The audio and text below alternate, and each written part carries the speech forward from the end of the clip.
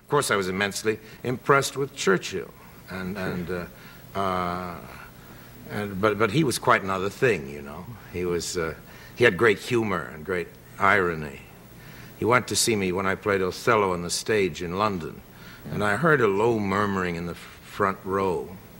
I thought he was talking to himself, and then he came backstage afterwards and sat down in the dressing room and said, "Most potent, grave, and reverend signors, my most approved good masters," and began the whole of Othello's part, which he had memorized, and including the cuts which I had made, which he read with a good deal of extra emphasis. And then a few years afterwards, I happened to be in Venice trying to get some money for a movie during the festival, and poor Churchill had been, right after the war, as you know, crest of the greatest victory that any single man had ever presided over in modern history, was voted out of office. Quite properly, probably, but it was a tragic blow for him. And there he was in the hotel at the Lido with Clemmy, his wife, alone. And he'd go swimming out on the beach. And one day at lunch, I came in with a Russian businessman I was trying to hustle for some money for this picture.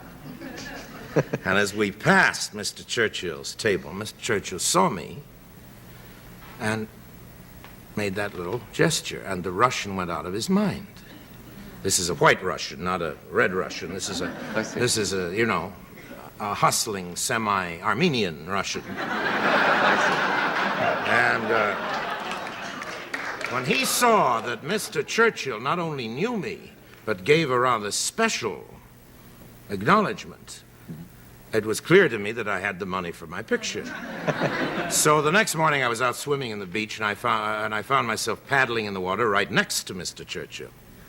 And I hadn't gone up to speak to him, but there we were in the water, and I had known him on and off during the war in a humble capacity, and I said, and he had come backstage to see me, and I said, "Mr. Churchill, I think you ought to know what you did for me." And I told him about how this acknowledgement had meant so much to me with my financier.